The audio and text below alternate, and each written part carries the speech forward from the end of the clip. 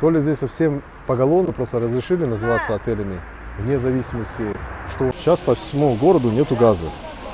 Обещали, что будет после 6, соответственно, в ресторанах тоже газа нету, и они не могут приготовить. Гулять не знаю, здесь опасно или нет, но детей я бы одних не отпустил. Короче, нету, а там вообще пустые ряды пошли уже. Вот стоило ли все это вкладывать? Так, мы прибыли в нашу следующую гостиницу. На самом деле, как оказалось, это не гостиница, но я так по фотографиям тоже понял. Это, скорее всего, больше как гестхаус. Но он написано, что это семейный, то есть полностью весь дом. Теперь уже принадлежит на пару дней. Мы здесь остановимся. Он такой колоритный, в узбекском стиле, находится в старом городе. Скажем так, как раз то, что я искал. Нам даже накрыли такой дастархан. Утром у них, я так понимаю, должны быть вроде бы завтраки. Наверное, что-то нам приготовил. Хозяин, оказывается, не был готов к тому, что мы заселимся. Потому что до этого было пару случаев, когда кто-то делал бронирование, и, видно, люди не приезжали. Так, мы заказывали через Агоду, за 2 ночи у нас обошлось $88.89. В Бухаре намного жарче, сейчас у нас показывает 38 градусов. Так, хозяин Азамат приготовил для нас чай из 15, по-моему, сказал 15 или 50 наименований, по-моему, 15. Необычный вкус, но он с разными пряностями. Так, сделаем маленькое ревью, потом более плотное я сделаю в отдельном ролике. Место называется... Давайте откроем, посмотрим.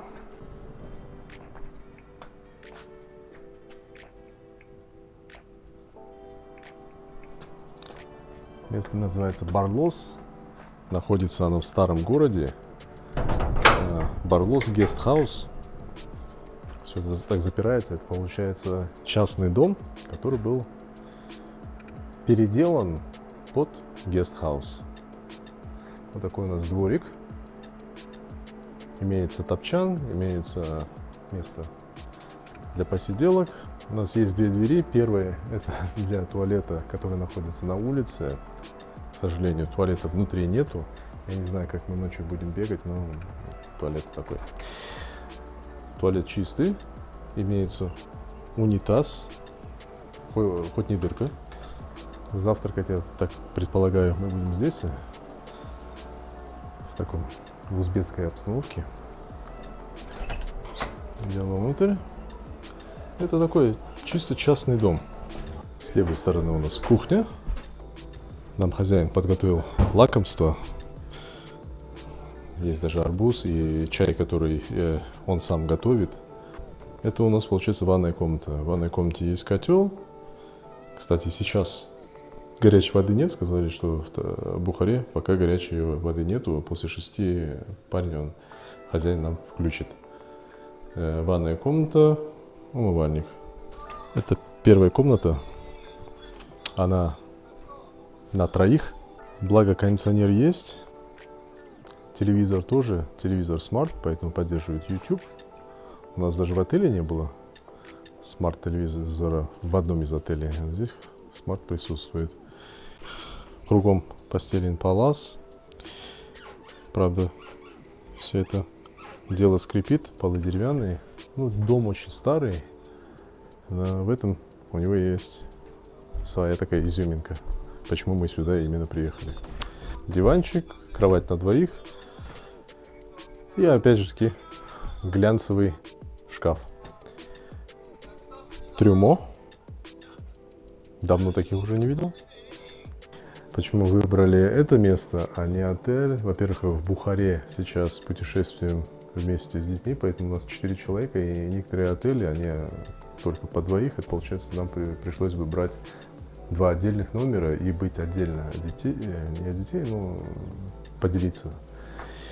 Это то, что нас не устраивает. Потом вдруг на букинге, на Агоде, среди гостиниц я нашел это место. Она не была помечена как guest-house. Парень изначально, я до него дозвониться тоже не мог, он дал какой-то другой номер телефона, и первое время он думал, что мы просто прикалываемся, потому что до этого от нашего имени якобы, ну, он показал телефон, к нему приходили какие-то другие запросы, тут другой заказывал, но мы заказ не делали. И, соответственно, тот человек, кто заказывал, он просто не появлялся, и парень уже думал, что, наверное, это просто розыгрыш, и мы, наверное, не приедем. Поэтому он не был готов. Они буквально после того, как мы заехали, они стали готовить здесь туалет, ванную. Нас хорошо угостили, и завтрак, кстати, здесь пообещали, что здесь будет еще завтрак, то есть национальный, вот именно домашний. Все идет, в общем, так как я, скажем, не так, как я планировал, но даже лучше. Я просто планировал снять какую-то либо квартиру, а если это на азиатский манер, именно в старом доме, так как живут местные, это и попробовать их быт, попробовать их завтрак даже, то, что они приготовят нам утром, посмотрим. И вот местные мухи летают. Все как дома будет. И хозяин, он тоже живет здесь недалеко, буквально следующая дверь, всегда его можно будет найти. Его зовут Азамат. Если что, ссылку, наверное, не дам, потому что сайта у них нету, но если будете искать именно такой традиционный, мы ему сделаем маленькую рекламу, традиционное место, где можно отдохнуть, где можно заехать сразу пятером, при том, что это будет и дешево, и это будет и традиционно, и это такой, скажем, опыт получите. Кстати, место находится прям недалеко от Леби Хауса, это старый город.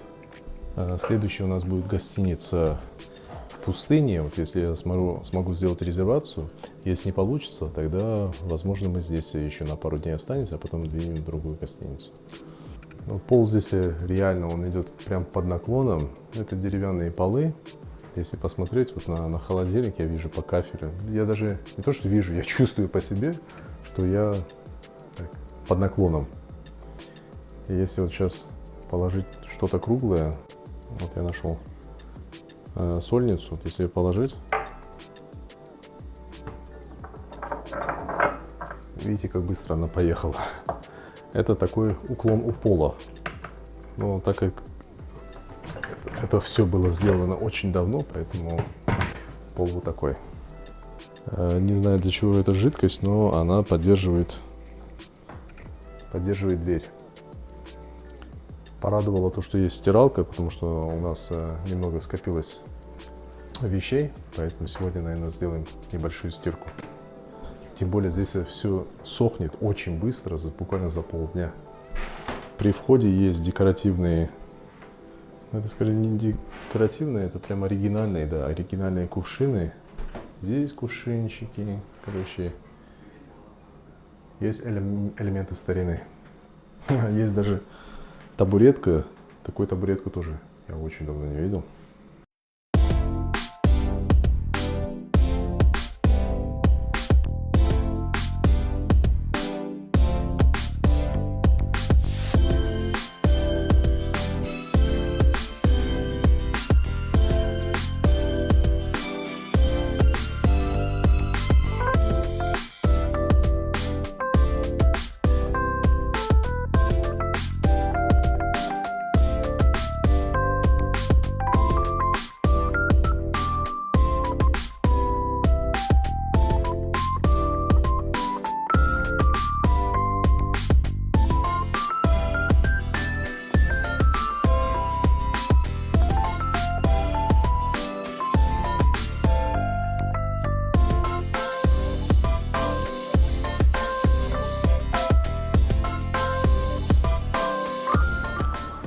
Каракулевые вот такие изделия стоят у нас чуть меньше, чуть больше $200.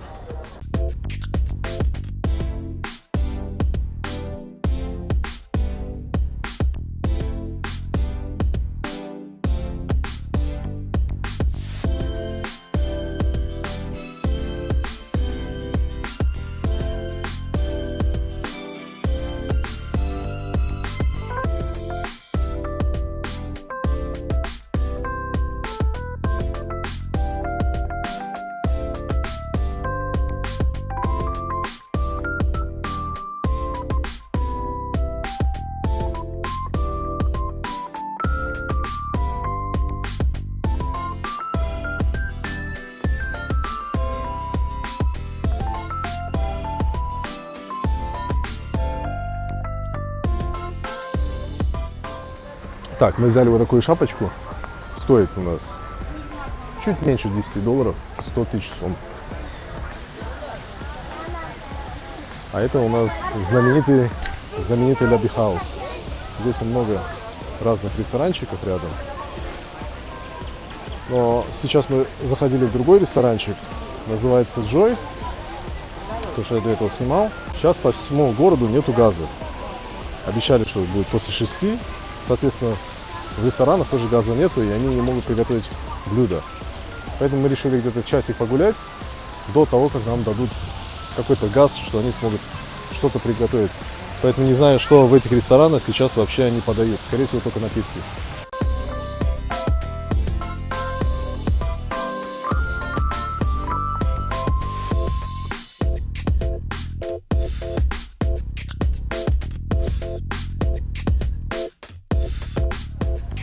Действительно говорили, что температура отличается от Ташкента. Здесь вот уже, можно сказать, вечер. Сейчас уже почти 8 часов. Однако же светло, но температура все равно еще так держится. Чувствуется, что душновато. А в Ташкенте было прям прохладно, как будто ты под кондиционером уже находился.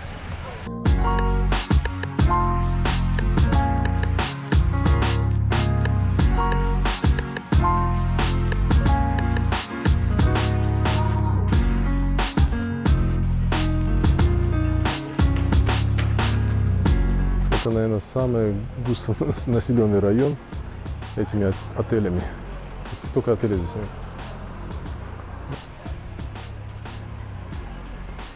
Шелковые ковры.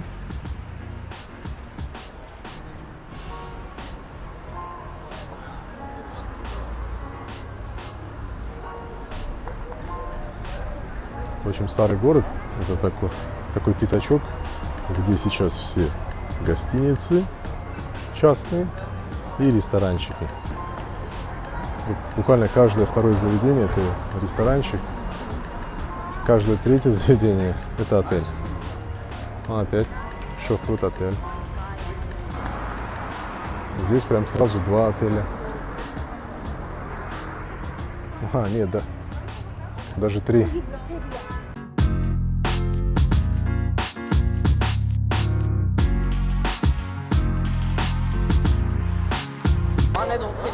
Даже есть 5-звездочные отели.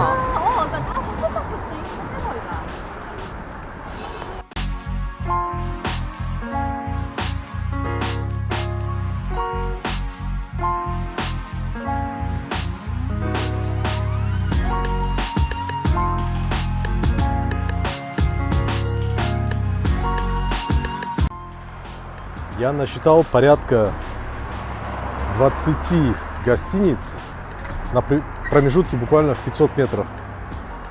Такое скопление гостиниц на одной улице, блин, я не видел нигде. Вот куда ни глянуть, я просто вот сейчас говорю, даже просто повернулся, а там, оказывается, там тоже гостиница. А, куда далеко смотреть? А вот еще гостиница. В любую сторону не повернись, ты увидишь гостиницу. И главное, это не просто какой-то там мотель, они все называются именно отели. Не мотели, а отели. И не хостелы, а именно отели. Но, судя по, вот вы видите, вот вход, судя по входу, не скажу, что это отель. То ли здесь совсем поголовно просто разрешили называться отелями, вне зависимости, что у них есть и какая у них идет классификация. Вот по вывеске, ну, у вас есть понимание, что это отель все-таки? Не мотель, не какая-то там забегаловка, а именно отель.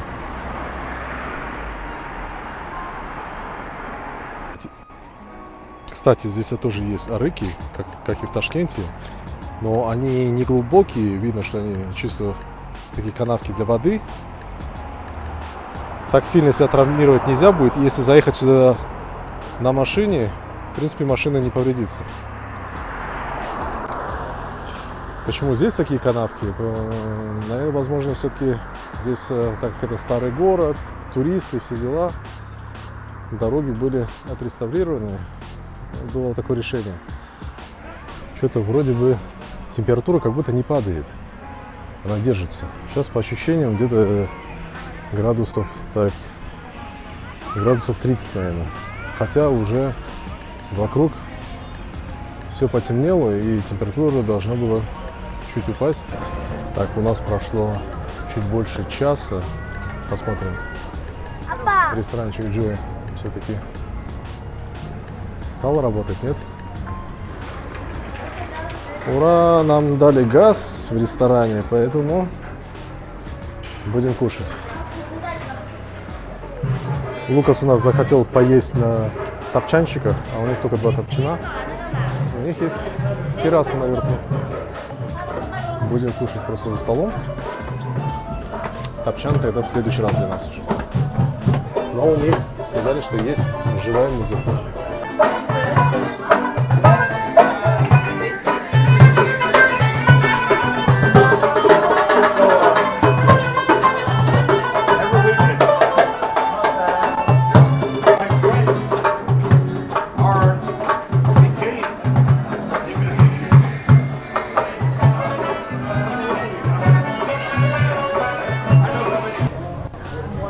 Так, здесь в основном национальная кухня.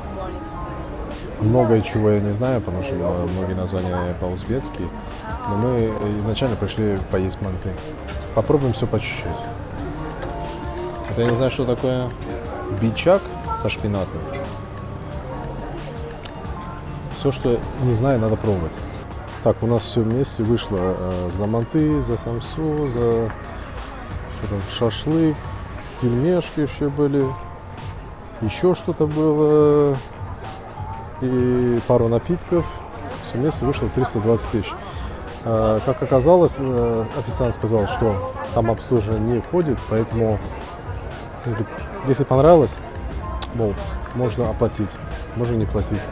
Я не знаю, не обидел я его, заплатив только 40 тысяч на чай. А так, если, в принципе, взять на 4, ну, мы не так уж и дешево поели. Примерно и так же можем хорошо поесть и в Корее. Хотя в Корее выходит дешевле еще, потому что у нас нет обслуживания. Корея одна из немногих стран, включая Японию, где типы не обязательные, то есть они не приветствуются. Из них вас тоже все обслуживают, поэтому в Корее, когда ты идешь, ты точно знаешь, сколько каймана тебе нужно иметь. А здесь дополнительно тебе нужно будет еще считать, сколько будет обслуживания. А в таких вот случаях, как сейчас в ресторане, так как обслуживание не указано, обычно указано 12, 15, 20%. А здесь ты сидишь, гадаешь, блин, не обидишь ли ты его? Так, вот сейчас у нас 10 часов. Вот только сейчас температура более-менее так упала. Так что можно ходить, и появился такой маленький ветерок. Но достаточно поздно уже, чтобы гулять. Так, и наше место тоже оно расположено так в уголках. Ночью, конечно, гулять не знаю, здесь опасно или нет, но детей я бы одних не отпустил. Даже хоть и есть подсветка, все равно это все так улочками, вглубь и вглубь, все дальше и дальше от дороги.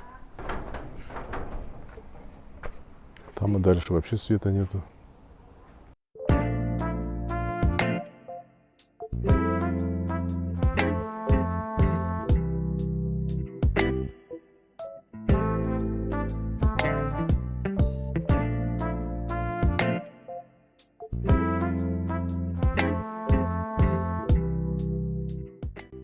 Утром, сегодня у нас воскресенье, поэтому мы приехали в церковь. Церковь называется Бухарская городская пресвитерианская церковь. Находится тоже не у дороги, где-то глубоко где-то. Мы даже не знаем, во сколько богослужения, потому что звонили, телефон не поднимали. А где вход у вас? Вход? Ага. Вот сзади. Отсюда? Вы представляете, вы сделали кому-то хорошо, и в ответ ты получаешь тоже хорошо. И дальше говорит, кто имеет заповедь? Ты же исполняешь слово, я хочу к тебе прийти. Я хочу оттуда спуститься к тебе.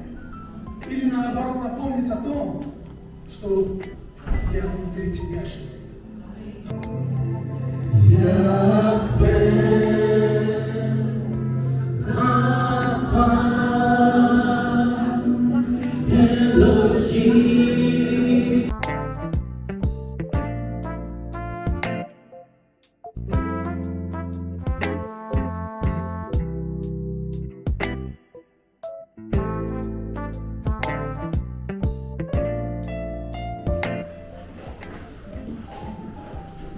Это здание вот в 15 году, по-моему, построили, тоже так же. А у вас обеды как-то проходят, да? Да, у нас обеды, группы женские, братство, здесь дети у нас. А сегодня детского не было? Было. Дети здесь были. Вы чуть опоздали, ваши Детская школа.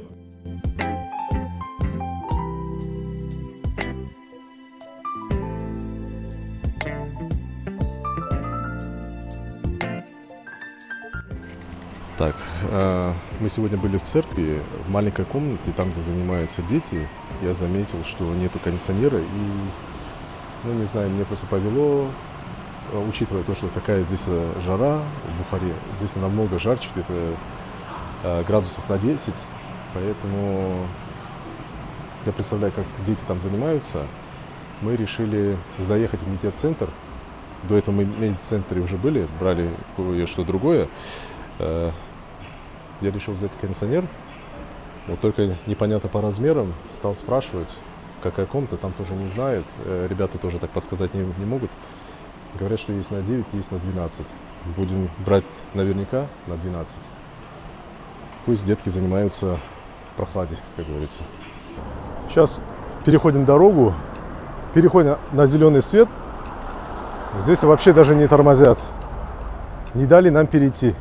Мы переходим, они прямо перед нами, короче. Некоторые бибикают, что-то там говорят, скорее всего, матерят нас. То, что мы переходим на зеленый свет. Какая-то ерунда.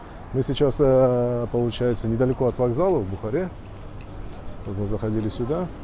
Дети захотели поесть.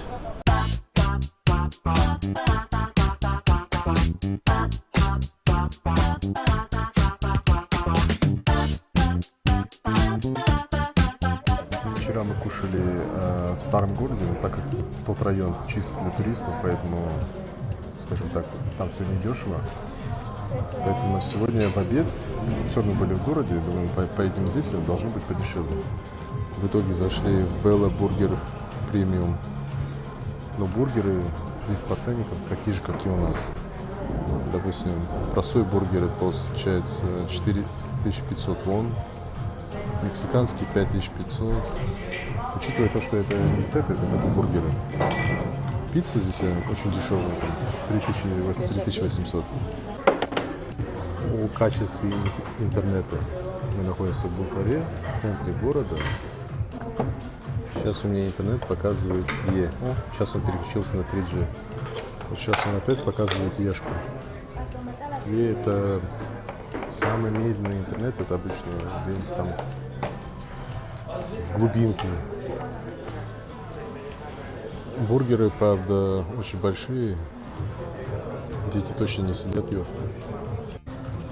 Тут такой бургер на одного человека, это, по-моему, слишком много. Машины? Сейчас придется на всю семью разделить, и мы заказали еще кое-что.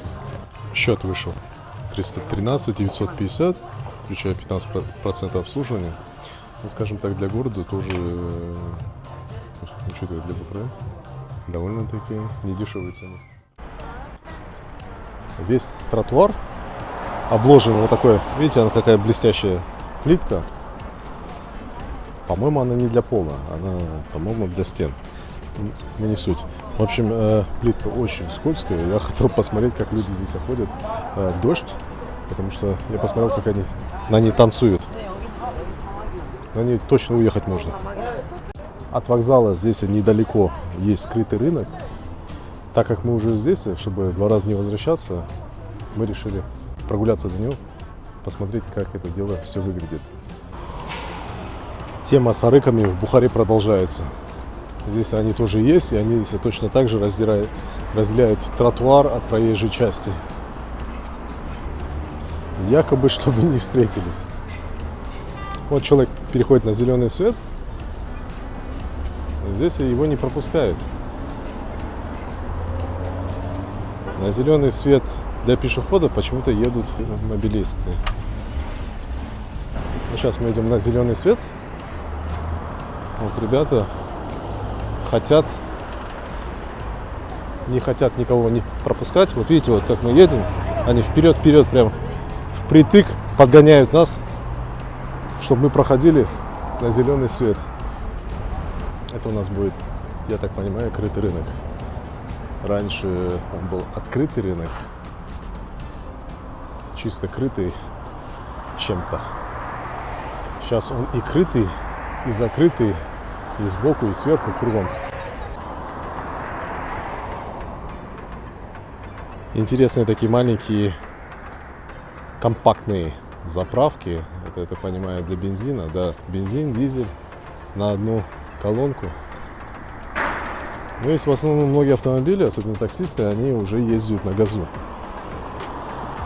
Газ, заправка одного газа, один таксист сказал, заправка баллона где-то на сколько, 6 тысяч, короче, меньше $1. На нас светит палящее солнце, она прям реально палящая. Короче, очень жарко, непередаваемо.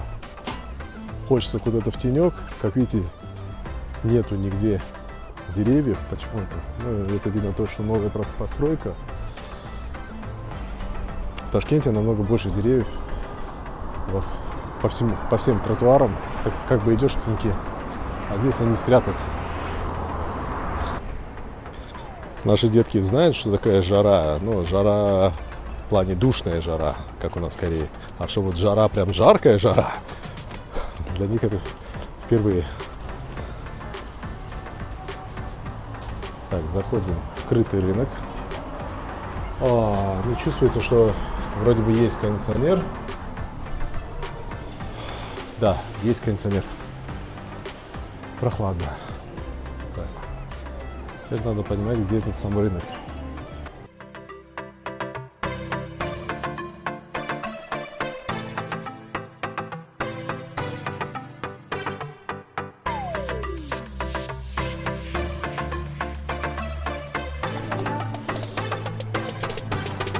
Я так понимаю, это просто как универмаг какой-то. Многие отделы почему-то пустуют. Видно, еще не все отдано под аренду. Нам нужно найти сам рынок, я хочу посмотреть. Рынок, который внутри вот этого здания. Нас отправили в соседнее здание посмотреть на базар. Вы сказали же, это где-то внутри. А как спуститься внутри? Так, базар нам сказали где-то в подвале. Как спуститься, не знаем. Пока зайдем вот в такой магазин, называется OC Waikiki. Это что-то наподобие H&M.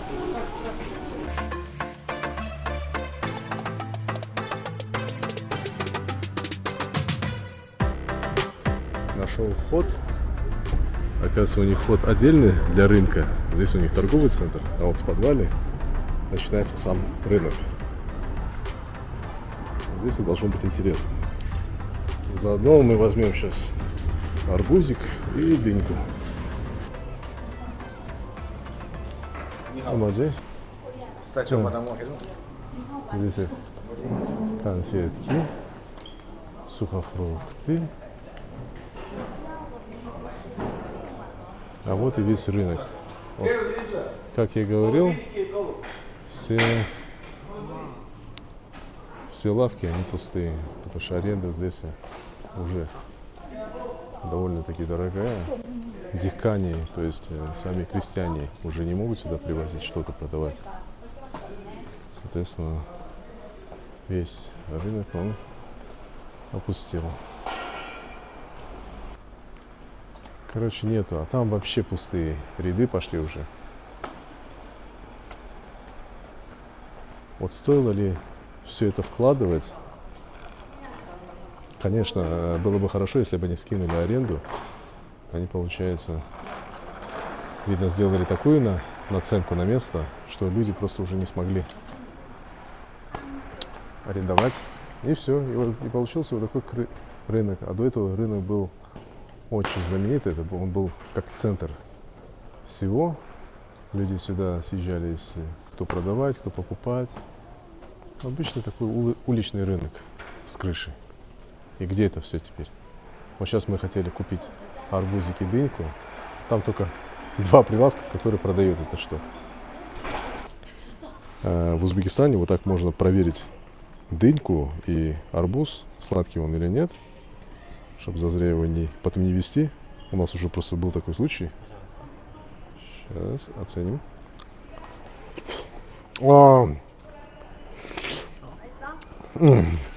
Берем.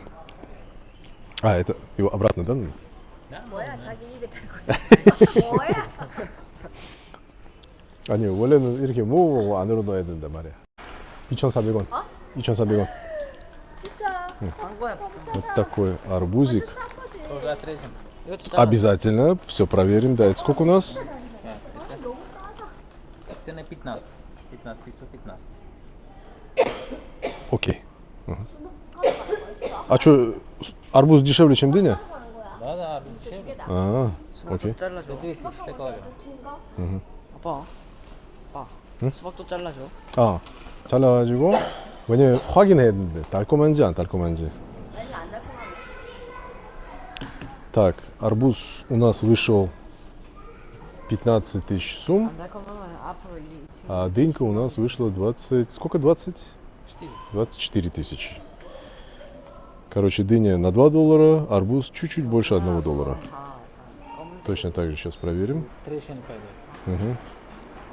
Но он иногда бывает сочный, но не сладкий. 미셸, 니 그게 가고 싶었어. 납작한 거 아니야? 네. 아니. 맛있는지 안 맛있는지 이거 다시 안으로 넣자. 맛있어? 오케이. 이거 차갑게 만들어가지고 집에서 하자. Есть вход в дальние улочки, но вход он достаточно такой низкий. Вот Крис. Кстати, курицу KFC вы можете попробовать не только в ресторанах KFC. Кстати, здесь показывает, что можно поменять сразу валюту. Каким образом? Так. Вот такой, короче, необычный хайфлаг. Лайфхак. Давай еще.